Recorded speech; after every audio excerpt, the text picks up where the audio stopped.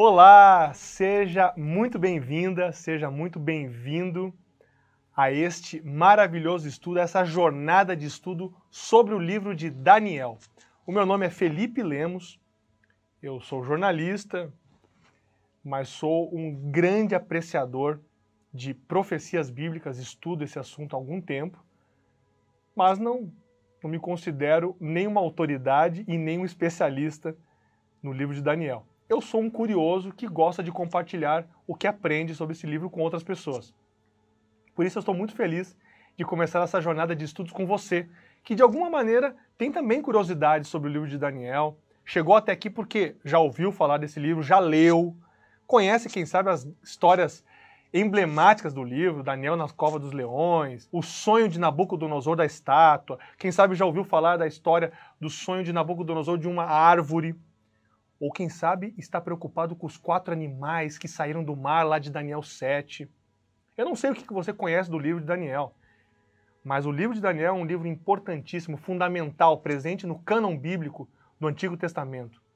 Um livro que tem muita profundidade, muitas histórias, muitos contextos, tem muita cultura, e é um livro que, acima de tudo, tem uma mensagem para o seu desenvolvimento espiritual, para a sua vida espiritual. Eu tenho certeza de que essa jornada não é apenas uma jornada para satisfazer curiosidade, é para crescer espiritualmente. Por isso, antes de começar essa jornada, vamos combinar algumas coisas. Em primeiro lugar, peça a sabedoria divina para compreender quais as mensagens você precisa aprender nessa jornada de Daniel. É o Espírito Santo que guia cada um de nós para o conhecimento da sua palavra. Em segundo lugar, esteja aberto para entender contextos, culturas, questões proféticas, questões linguísticas, questões que vão te ajudar a entender e a entrar realmente dentro do mundo onde viveu Daniel. E por que ele escreveu da maneira como escreveu. E em terceiro ponto, não se esqueça, respeite a autoria de Deus. Existem vários escritores de livros bíblicos, mas Deus é o único autor. Hoje nós vivemos um tempo em que as pessoas são levadas a pensar que a Bíblia não é exatamente uma revelação da parte de Deus, é uma coletânea narrativa muito importante, que explica a história do judaísmo, do cristianismo, mas que ela pode ser entendida de maneira muito diversa daquela que se pretendia quando ela foi escrita. Que, quem sabe, a Bíblia pode ser interpretada de acordo com pressupostos humanos muito diferentes. Cuidado! A Bíblia tem um autor e essa autoria precisa ser respeitada. O interesse de Deus é que essa mensagem faça uma transformação na sua vida. Essa é a crença que eu tenho em relação à Bíblia. Para mim, a Bíblia não é apenas um livro de histórias, uma coletânea de episódios, de fenômenos, de culturas, de revelação de um contexto de uma sociedade. É muito mais do que isso. A Bíblia, para mim, é um livro de transformação. Por isso eu encaro essa jornada de Daniel e quero convidar você para entender isso também como uma jornada de crescimento espiritual, de renovação espiritual, de aperfeiçoamento espiritual, de aprofundamento. Que Deus nos conduza nessa jornada. Eu estou muito feliz de começar essa jornada com você e eu tenho certeza que ao final dela nós sairemos daqui muito abençoados. Vamos lá, então? Hoje começando com a introdução ao livro de Daniel. A autoria do livro, contexto histórico, estrutura do livro. O que você precisa saber sobre o livro de Daniel? Para você, o que mais lhe chama a atenção daquele livro? Ou desse livro, né? Que você já ouviu ou já leu. A opinião geral de judeus e cristãos é de que o livro foi escrito no 6º século antes de Cristo e que Daniel, que é o hebreu levado ao exílio quando jovem, é o autor do livro. O livro do profeta é mencionado por Jesus, que o refere como autor, isso está em Mateus 24:15. Além disso, o livro é mencionado na literatura intertestamentária, que é aquele período entre 200 a 100 anos antes de Cristo, e nas lendas da época. Daniel está presente em vários lugares. Já foram descobertas evidências do livro fora da Bíblia, ou seja, existem evidências da existência de Daniel fora da Bíblia. Na caverna 1 do sítio de Qumran, lá dos manuscritos do Mar Morto, aqueles descobertos lá em 1948, no deserto da Judéia, você já deve ter ouvido falar dos manuscritos do Mar Morto, foram encontrados 3 fragmentos do livro de Daniel. Os fragmentos são de 2 rolos ou de um só. E neles, os capítulos 1 e 2 foram copiados por um escriba e o capítulo 3 por outro. Contém partes das sessões de Daniel 1 até 17, 2 a 6 e 3, 22 a 30. Ou seja, uma boa parte foi preservada. Na caverna 4 de Qumran, há fragmentos de couro de 3 manuscritos de Daniel. E da caverna 6 procedem vários fragmentos do papiro de Daniel. Trechos de Daniel 8 e 21, 20 e 21, né? Daniel 10 e Daniel 11. Que fantástico, né? Mas será que o livro de Daniel não pode ter sido escrito por mais de um autor no 2º século da era cristã, no tempo dos Macabeus? Tem gente que pensa que Daniel foi escrito muito depois, na época dos Macabeus, para tentar reafirmar a soberania dos judeus. Quem começou esses questionamentos foi o filósofo Porfírio, que viveu entre 233 e 304 da era cristã. Basicamente, a ideia do Porfírio é de que um autor anônimo juntou todos os escritos do livro por volta do 2º século da era cristã. E ele fala isso basicamente porque o fato de algumas profecias apontarem para Antíoco Epifânio, governante do período sírio da Palestina, você vai ouvir falar bastante de Antíoco Epifânio mais à frente, não vou falar muito agora, ele sustenta a ideia de que o livro foi escrito depois do reinado dele. Só que Daniel era um profeta, um vidente que poderia ver o futuro em visões dadas por Deus. Nada impede dele antever as coisas. Outro fato interessante é que o fato de haver registros no livro que discordam de fatos históricos levou muitos a crerem que a autoria seria de alguém não familiarizado com os fatos do 7º e 6º século a.C. Além disso, em relação a isso, a gente tem que só fazer uma ponderação. Apenas um exemplo de aparentes incoerências históricas que pode ser explicado. Há, para alguns críticos, uma suposta discrepância entre Daniel capítulo 1 e Jeremias 25, verso 1. Jeremias sincroniza o 4º ano de Jeoaquim, rei de Judá, como o 1º ano de Nabucodonosor, imperador da Babilônia. Mas Daniel fala que a primeira conquista de Jerusalém por Nabucodonosor ocorreu no 3º ano de Joaquim. Como é que se explica isso? Bom,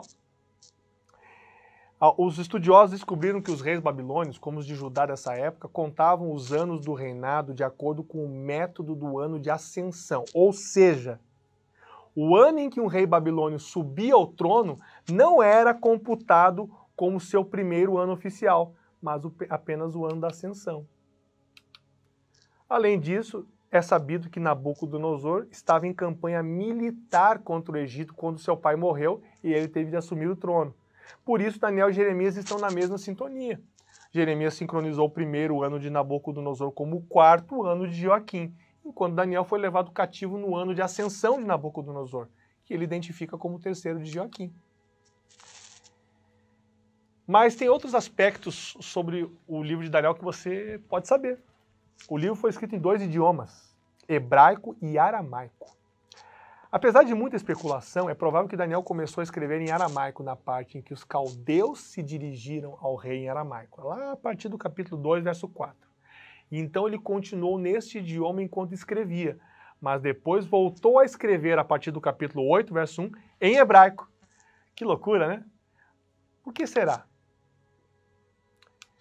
Bom, Daniel era um cativo da Babilônia. E ele certamente estava familiarizado com esses 2 idiomas. Há algumas interpretações que levam a crer que Daniel estava preocupado com 2 públicos diferentes para o seu livro. Então essa é uma explicação que é dada para justificar por que foi escrito em 2 idiomas. Daniel era um cativo. E ele mencionou a primeira deportação dos judeus em 605 a.C. Bom, os primeiros 19 anos do profeta neste lugar foram os últimos anos de Judá como reino.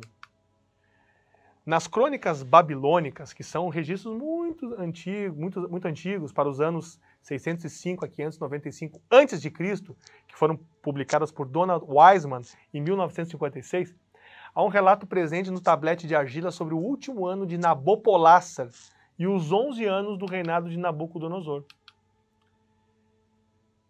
Então tem evidências da existência de Nabucodonosor e da vitória dele sobre Judá. A Bíblia predisse o cativeiro babilônico por 70 anos e a destruição de Jerusalém. Isso incluía as nações que cercavam Judá. Olha o que diz Jeremias 25, 8 e 9. Portanto, assim diz o Senhor dos Exércitos: visto que vocês não escutaram as minhas palavras, eis que mandarei buscar todas as tribos do norte, diz o Senhor, e também Nabucodonosor, rei da Babilônia, meu servo, e os trarei contra esta terra, contra os seus moradores e contra todas as nações ao redor. E os destruirei totalmente. Farei deles um objeto de horror e de vaias ruínas perpétuas. Pesado, né? Farei cessar entre eles o som das festas e da alegria, a voz do noivo e a voz da noiva, o ruído das pedras, do moinho e a luz das lamparinas. Toda essa terra virá a ser uma ruína, objeto de horror, e estas nações servirão o rei da Babilônia durante 70 anos, é o que Jeremias fala. Acontecerá, porém, que quando se cumprirem os 70 anos, castigarei o rei da Babilônia e aquela nação, a terra dos caldeus, por causa de sua iniquidade, diz o Senhor. Farei deles ruínas perpétuas. E termina o texto de Jeremias dizendo: farei com que se cumpram sobre aquela terra todas as minhas ameaças que proferi contra ela. Tudo que está escrito nesse livro e que Jeremias profetizou contra todas as nações.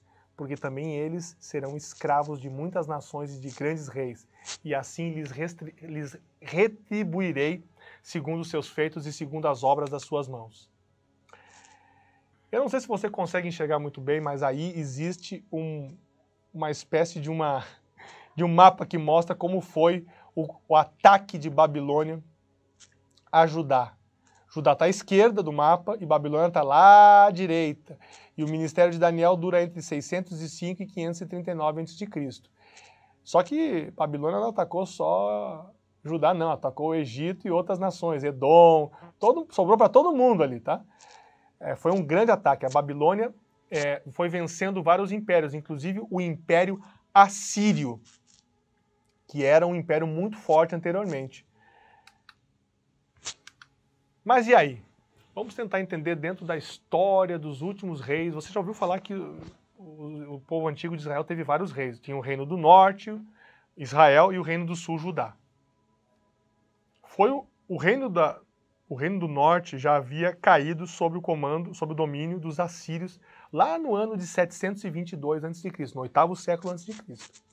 Mas o reino de Judá não havia caído, não. Ele durou mais um pouco. Veja o que aconteceu em relação ao comportamento dos últimos reis de Judá em relação ao Império Babilônico, apesar das advertências de Isaías, Jeremias e Ezequiel. Jeoaquim, que reinou entre 609 e 598, permaneceu leal à Babilônia por alguns anos. No final, cedeu à política pró-Egito. O que é essa política pró-Egito? Era uma tentativa do Egito de fazer uma coalizão contra a Babilônia, apoiado por Judá. Ele se rebelou, então. Não era para fazer isso. Por quê? Porque Jeremias fala que eles tinham que aceitar o cativeiro. Por que eles tinham que aceitar o cativeiro? Porque eles haviam desobedecido terminantemente ao Senhor. E o cativeiro era uma maneira do Senhor tentar resgatá-los de volta. Joaquim, filho de Jeoaquim, que reinou depois, ficou só 3 meses e foi levado, como muitos outros, cativo para a Babilônia. Depois veio Zedequias, que tentou permanecer leal à Babilônia, mas depois aceitou combater e se juntou ao Egito. E tudo acabou em 586. Em 586, Jerusalém foi destruída. E Zedequias teve um final bem trágico, tá? Junto com seus filhos. O que temos na estrutura do livro? Como é que esse livro foi estruturado? Isso é muito importante. Isso vai ser muito importante para você entender melhor o livro. O livro de Daniel é uma obra de história e de profecia. Os primeiros 4 capítulos narram a forma como Deus assegurou a obediência do rei Nabucodonosor, o rei da Babilônia. Os capítulos 2, 7, 8, 9 e 11, e o 10, eu colocaria também, são de certa forma paralelos. Eles recapitulam um determinado período da história por meio de diferentes símbolos. O capítulo 2 é o que recapitula com menos complexidade e o 11 é o mais detalhado. Você vai perceber isso quando nós chegarmos nas aulas, né? As profecias de Daniel estão estreitamente relacionadas às do livro do Apocalipse. Na verdade, Apocalipse trata do mesmo tema, mas dá uma ênfase especial no papel da igreja cristã como povo escolhido de Deus. E muito do que é um pouco obscuro no livro de Daniel fica muito claro em Apocalipse. Agora eu vou começar a citar algumas pessoas ao longo das nossas aulas que são comentaristas, historiadores, teólogos eminentes que ajudarão a gente a entender um pouco mais o livro. Não são ideias minhas, eu não estou trazendo ideias minhas, eu estou sistematizando ideias, conceitos e estudos para tentar ajudar nessa jornada, tá bom? Às vezes eu faço meus comentários, mas os meus comentários são baseados em outros comentários. Então o primeiro que eu cito aqui é o eminente teólogo franco-argelino Jacques Ducan, que inclusive é um amigo com quem eu já tive algumas conversas e com quem gravei alguns materiais também. Ele diz que o livro de Daniel, com efeito, apela ao raciocínio e inteligência. Sendo um livro de sabedoria, ele contém as reflexões mais profundas sobre história, Deus, ética e existência.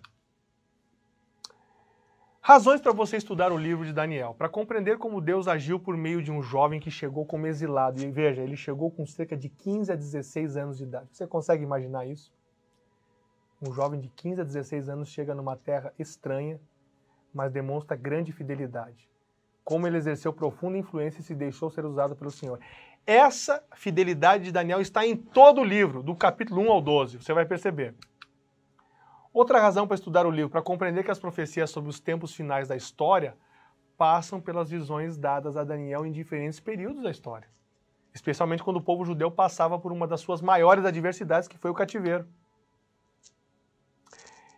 Outra razão para estudar o livro é para fortalecer a fé em um Deus que está no controle da história, da vida humana, inclusive daqueles que aparentemente rejeitam sua existência ou se colocam em uma posição acima do Criador. É muito interessante o livro. Você vai perceber do que eu estou falando. Essa é a introdução do livro. E eu queria apenas destacar uma última coisa final. Daniel foi levado precocemente para esse cativeiro, junto com muitas outras pessoas. Foram milhares de cativos. Esse eu vou explorar um pouco mais nos próximos capítulos, nos próximos estudos. Daniel chegou lá jovenzinho, passou por uma fortíssima alienação cultural junto com seus amigos. Isso nós vamos estudar principalmente no próximo estudo do capítulo 1. Mas eu queria que você ficasse com 3 coisas em mente já nessa primeira aula. Primeira delas,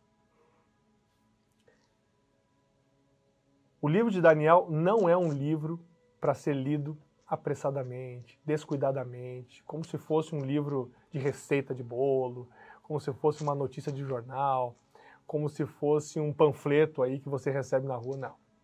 É um livro para ser estudado, reestudado e que exige um pouco mais de concentração e de interesse. Então, leve isso em conta ao fazer essa jornada de estudos comigo. Em segundo lugar,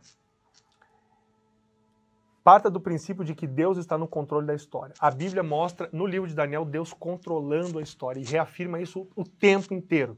Os reinos passam, os impérios sobem, os governantes fazem atrocidades, perseguem, matam, distorcem a palavra de Deus, mas Deus mantém fortemente e firmemente a convicção em você e em mim de que Ele está no controle da história. Então você precisa ter isso em mente ao estudar o livro de Daniel. E terceiro ponto, você vai ver em vários momentos do livro que Daniel pede sabedoria de Deus para interpretar sonhos, para saber como agir. Siga esse exemplo. O exemplo de Daniel como aquele que pede sabedoria é fantástico. É muito fantástico. E isso nos ensina algo muito precioso. O entendimento que eu tenho sobre as coisas não é meu. É Deus que permite que eu tenha esse entendimento.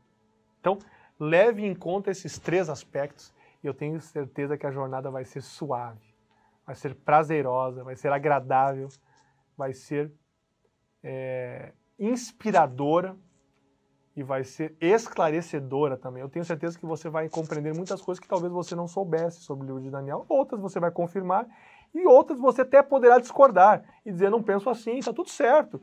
Eu não sou o dono da verdade aqui, mas eu trago um pouco das minhas percepções sobre o livro de Daniel e trago um pouco do que grandes comentaristas já falaram. Vamos juntos nessa jornada? Depois, ao longo das próximas aulas, eu vou passando algumas sugestões de bibliografia para você. E eu tenho certeza que você vai ser ricamente abençoado com leituras extra. Tem muitos artigos, muitos livros, muitos vídeos, muitos materiais interessantes sobre Daniel. Que Deus te abençoe e ao final de cada estudo eu quero fazer uma breve oração com você para que nós nunca esqueçamos que esse estudo é um estudo acompanhado de oração. Vamos orar? Grande Deus, muito obrigado pelo privilégio de começar a estudar o livro de Daniel. Que jornada bonita nós vamos ter nesses próximos estudos aqui. Abençoe a cada aluno, a cada aluna que se une a nós, que se aproxima porque quer crescer espiritualmente. Por favor, toma a vida de cada um. Eu não sei a realidade que cada um vive, talvez. Inclusive, alguns estão assistindo esse material passando por dificuldades pessoais grandes. Eu não sei o que está acontecendo, mas eu sei que o Senhor pode dar as respostas que nós precisamos e pode nos ensinar a confiar no Senhor. Toma a nossa vida nas tuas mãos, continue conosco em nome de Jesus. Amém.